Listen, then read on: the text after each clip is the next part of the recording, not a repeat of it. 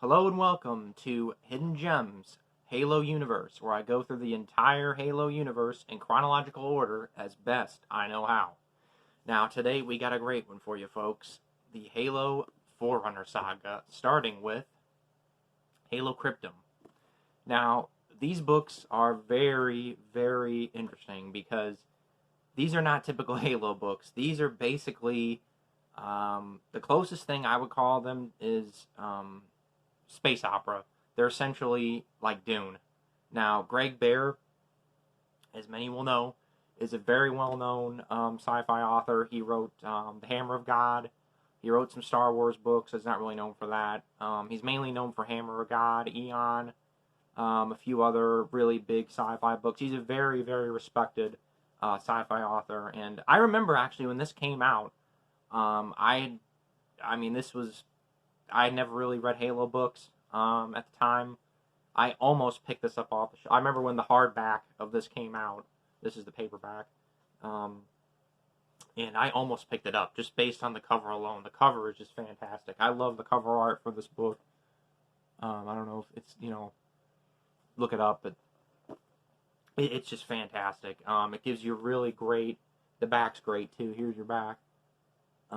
Gives you really great, like, just a sweeping, like, sci-fi epic, which it is. And I'll do just real quickly. I need to start doing spoiler, non-spoiler stuff. The whole Forerunner saga is fantastic, in my opinion. Again, it's very different. It's not like typical Halo at all. There's no Spartans. This is 100,000 years before the events of Halo 1. So there's no Spartans, no UNSC. This is, hundreds of thousands of years in the past. So this is, if you're not looking, I could see why some people were put off by this, because it doesn't feel like Halo. It really doesn't. I won't lie, it doesn't, until kind of towards the end. Excuse me, but the whole trilogy is worth your time. The whole thing's worth your time. From page one, I was hooked. Personally, I like Dune. I like that kind of stuff. I would say even if you're not a big fan of Dune type stuff and you're a Halo fan, give it a shot, because it really gives you a great insight to the Forerunners. How the Halos were created, how they were built, and everything. Just that it gives you a really great backstory. So I'd still recommend it, even if you're not a big fan of space operas and that kind of stuff. Go for it regardless. So anyway, yeah, well worth your time. But on to the spoilers. Basically, the story is about a character called Boren Stellar, he's a Forerunner. The first half of the book follows him, and he goes on to ancient Earth and meets a human named Shakus, and I can't remember the other character's name, but he's like a little elf kind of looking guy. And it's supposed to be like an offshoot, I guess, of humanity that didn't, take off, like the missing link kind of guy that never went anywhere. His species never went anywhere. But there's Shakus and this little guy. He meets them, and then he's from like a wealthy family, if I remember correctly, and he's kind of disillusioned with, he doesn't want to be a part of this big wealthy family. He kind of wants to do his own thing. So he ends up being, just left on this planet or whatever, because his family doesn't really want to deal with him. So that's when he runs into Shakus, and then at some point, they run into, they find this, Cryptum. That's what the title is from. It's basically like a stasis.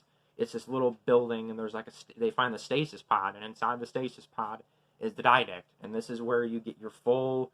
And this was 2009, I believe, maybe 2010. I think this was 2010. So this was pre-Halo 4. This was part of the lead-in to Halo. To Halo 4. This is the Didact's backstory. So if you want to know everything about the Didact, if you want to know all the backstory behind Halo 4 and 5 to a lesser extent, you definitely want to read this if you're interested in any of that. Even if you're not, I'd still recommend it. I'd still say it's worth your time, but for sure, if you like any of that, if you find any of that interesting, for sure, you learn pretty much everything about the Didact. You learn why he's there, I don't want to go too deep into spoilers, but I'll give some because I already said that. But you learn he was exiled there.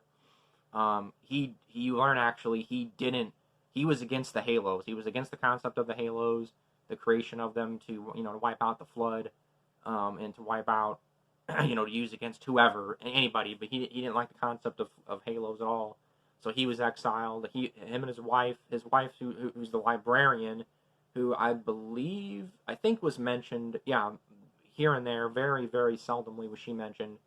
She gets a backstory. You get a lot of really, that's really what all these books, but especially this first one, is really, it just laying the groundwork for everything that you're going to learn about later, in the later, things, just backstory for the original trilogy, and then for all the stuff going forward. This really is fantastic for lore.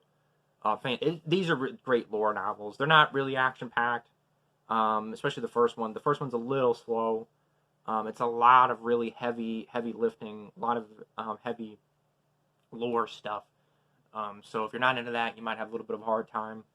But so essentially, getting back to the plot, essentially, they get to a point where they wake up the didact. The didact is basically like, hey, thanks for waking me up. I'm going to continue what I'm going to do, what I was doing. I'm going to go against, we're going to fight, we're going to get rid of the Halos. I don't want the Halos to exist. We're getting rid of them. We're going to destroy them. So Bornstellar, and there's tons of different things. There's a lot of stuff that happens here, but I just want to give a quick, because I don't want this to run too long. But Bornstellar and Shakkus, and then the elf guy, they all get kidnapped. I think they get kidnapped because when the didact is released, the other Forerunners go, oh no, we gotta, there's like a, they find out, the didact was released from his prison, so they go down and capture all of them, and they actually killed the didact, his original. So anyway, as I was saying, they all get captured. The didact's body is killed. His mind is not. He's able to transfer his mind into Bornstellar. I think he transferred it to Bornstellar, and at some point, it might be the second book. I think it's the end of this book. He gets transferred into his machine body, which is what you see in Halo 4 and onward. That's kind of the general crux of the plot. I don't want to go into too much detail, but most of the action is at the end. The first, I would really say 85% of this book is just very heavy lore stuff. So it's the first book is definitely probably the slowest. I still enjoy it because I love that stuff. I just eat all that up. I gobble up all the lore stuff. So if you're a lore junkie like me, you will absolutely love this book. Regardless, even all things considered, I'd still give it a 9. It's a great book. I like Greg Bear. Maybe I'm a little biased. I enjoy Greg Bear. I like the Star Wars books. I liked Eon. I liked Hammer of the Gods. I think he's a great author. He's fantastic at lore building, fantastic at world building. So yeah, no, fantastic book. Yeah. So that's part 1 of the Forerunner saga, Cryptum. See you guys next time.